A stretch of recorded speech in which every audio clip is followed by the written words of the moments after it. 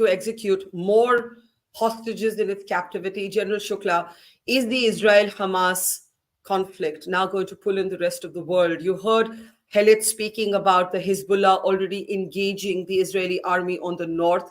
Israel, in some ways, is already in a two-front conflict with the Hamas in the south and the Hezbollah in the north. General Shukla, go ahead, sir.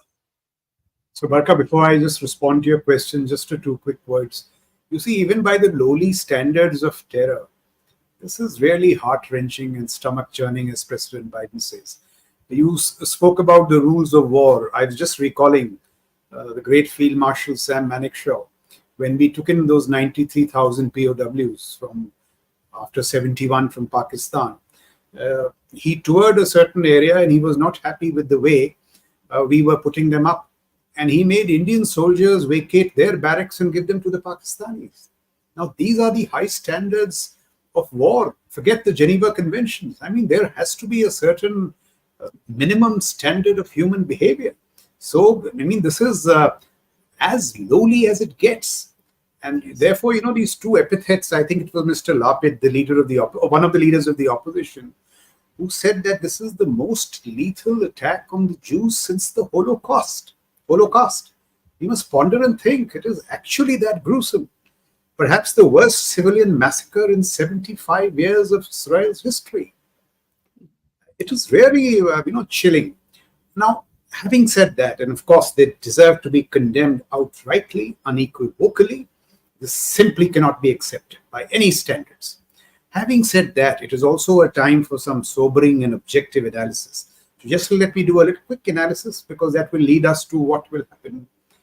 You see, the terror is, the rubric is one of terror, but we must also concede that it was a military-grade invasion. I mean, it's in conception, it was sophisticated. It's in planning was of very high quality, and the execution was clinical. And therefore, it cannot be the enterprise of a non-state actor alone. There are definite fingerprints of a state actor, and that, as our guest on the show said, it is Iran. So it raises another question. I mean, the steaming of state and non-state, are we going to take it to these levels of bestiality or bestiality? This is another question. The fingerprints of that country are there, because you see, when you go into the nitty-gritty of the tactics, the drones, the loiter munitions, the way the surveillance towers were taken out, this whole business of kidnapping, this has planning 6 to 8, 9 months. This has the fingerprints of a state actor. And therefore, the repercussions are going to be extremely severe. Now, just see why do I say it was, a clinically planned mission? So in the morning, you have the rockets, and it's not an ordinary rocket barrage. It is a very sophisticated rocket barrage, saturation strikes which penetrate the Iron Dome. And as the capital, perhaps the apex political leadership and the military leadership are consumed by those rocket attacks, you breach the billion-dollar fence at 6 places, you get across. Before that, you neutralize the observation towers through these drones. So there is high technology involved. You hit the command and control centers, the formation headquarters. And when the command and control apparatus is paralyzed, you do these two things: massacre as part of your concept of operations, because you take those images of the massacre and put it immediately on social media. So the whole aim was to create this terror theater. They organize these kidnapping shuttles. So you kidnap people, take them in vehicles to the border, come back. And the number of hostages they have taken, I'm told it's 150 plus, is going to have a great bearing on what is going to follow. And there is the possibility of escalation from the north, which, if news reports are to be believed, it's begun this morning. I'm told a brigade of the Hezbollah has gathered in the Golan Heights. They are being reinforced by Shia militias from Syria. Do not forget that the Hezbollah has got a 150,000 strong rocket arsenal. So that's another threat in being. So this whole, and as a soldier, we are all great admirers of the IDF. The IDF is one of the most competent military machines that we know of. Israel prides itself greatly in technology. So what is really surprising, and here we must be objective, how the IDF and the state of Israel was taken completely off guard. Now, we've all had our moments, Yeah. 26/11, 9/11, but in that sense, it was a complete failure of imagination. What the Hamas did, along with the other actors in the conglomerate, paralyzed the state, and we have to see what went wrong objectively. I'm sure that the Israelis would be looking at it. Yes. IDF not being able to respond in 6 hours, 7 hours, 12 hours. This is something Yeah. which is very saddening. And we have to see what went wrong, apply lessons in our context. All mature nation states should analyze very objectively. So even in this, hour of grim tragedy, we have to be objective. And now, but let me tell you, I mean, Israel is a comeback nation. It is going to do something extremely severe. But in crafting that response, it must be careful. It should not get swayed by emotions so as to do something which is militarily not prudent. That is where wisdom would lie, despite the many pressures. So that is what I And would like to say by as an opening and premise. And I would like to talk a little bit more about that, but let me just bring in Brigadier Ganguly for a comment, and then I want to go back to both Helit and the Consul General. Brigadier Ganguly, if you want to just build on what General Shukla has said, two or three important points emerging there. This is not war; it is a clear terror assault, but it was so sort of specifically planned in scale and operation that it was a military-grade invasion. Clearly, non-state actors used with the backing of a state, i.e., Iran.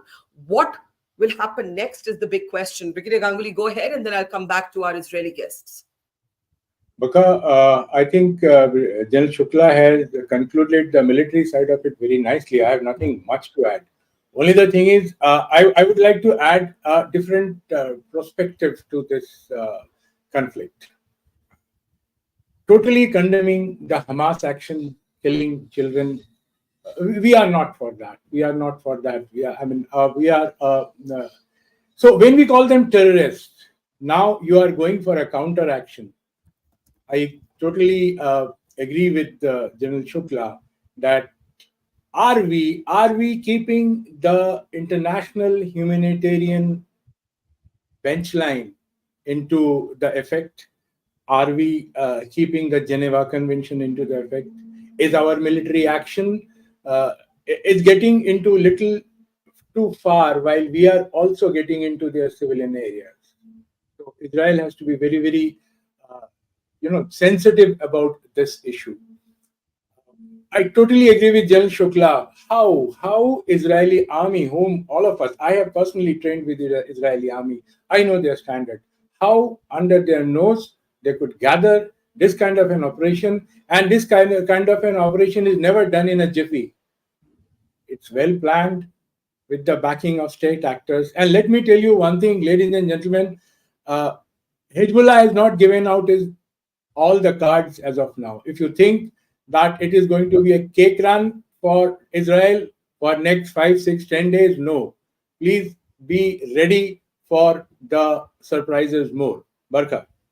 Yes.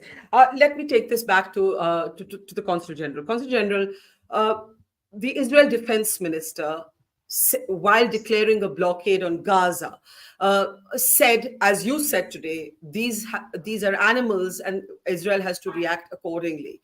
But people around the world, and you just heard Brigadier Ganguly also raise this question, are asking what happens to civilians in Gaza who are not Hamas supporters, who have been used as cannon fodder or human shields, something President Biden spoke about, by Hamas.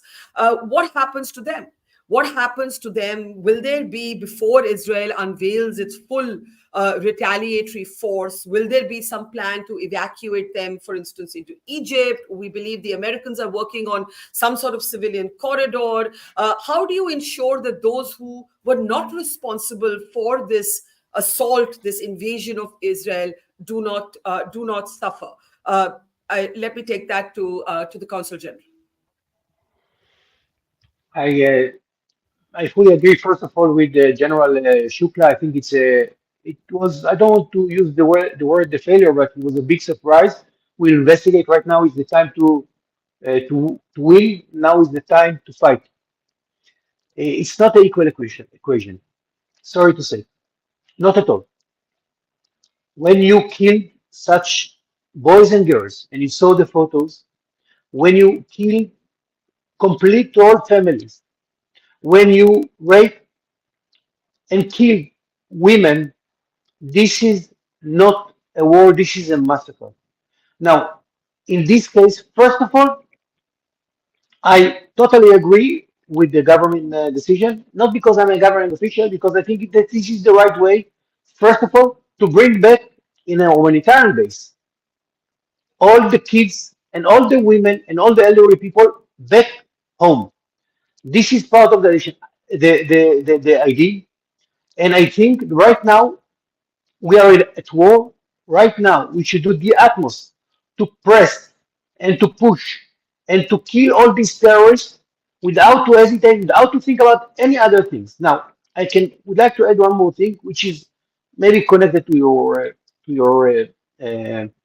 General Shugla and the others that said. You know, Golda Meir, that was the Prime Minister of Israel, more or less at the same time of Indira Gandhi.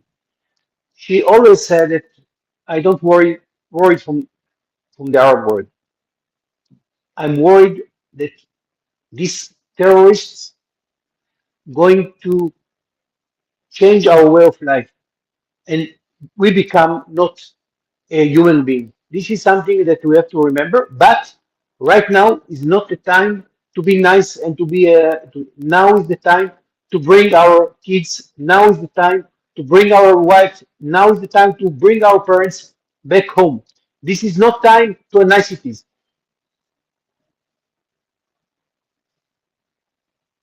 It's fair to say that it's not the time for niceties, but if Helit, you'd like to add to that, the questions about Palestinians, not all Palestinians support Hamas. In fact, the Palestinian Authority has opposed Hamas. Do you believe that Israel's operational response will have to factor that in? Or do you think that at this moment in war, that will be considered what, to borrow an American phrase, collateral damage? Let me preface this by saying that I have been, for years, a staunch supporter of the two-state solution and of peace between Israel and the Palestinian people and of a settlement, even in hard times when this was not a popular idea. I have fought within my country to promote this. And that's why I stand particularly strong in saying that it is complete nonsense to try and draw any equivalent between anything to do with the Palestinian-Israeli conflict and the massacre, ISIS style, that took place down south in and around Gaza. So I completely reject any idea that this has to do with the Palestinians who are not Hamas supporters or are Hamas supporters. Let's make it clear. Nobody in Hamas stopped to ask anybody what their political designation was before they cut off their heads or whatever it was, or burnt them in their house when they did it. So to me, let's start with understanding what and who we're dealing with. And I say this as a staunch supporter of peace, documented. Nobody can doubt me. So this is number one. Second, there is no doubt that Israel has always abided by the rules of law. International law commands certain requirements from those who are fighting, and Israel has always been meticulously following those rules of law because we are not them. That's why, because we are not them. And when Israel ever hits civilians, uninvolved people, certainly children and families, we never rejoice. Did you see the pictures October 7 and Saturday of the people in Gaza rejoicing and giving out candy because babies were slaughtered in Israel? That's not what we do. We abide by international rules of law, even at operational costs to ourselves. And any nation who has been involved in war knows this about Israel. The United States, I don't think, does any different. When you are at war, you are at war. Yes, there can be collateral damage within the rules of engagement. And if anybody thinks, I think my comrade Israeli who spoke earlier touched on this, and it's very important, that we will once more let people come and slaughter us and we will not respond, then they are completely delusional. And this message needs to be heard not just towards Hamas. It needs to be heard towards the nation called Iran with a leadership that claims to represent godly actions. They support Hamas. They probably planned this. They fund them. They sent them out. This is Iran's doing just as much. And so expecting Israel to sit down and take it and go back to old patterns and say, oh, we'll just do this and we'll just do that, is just simply not within the realm of possibility. International law, certainly, but an effective military response that will once and for all eradicate these animals.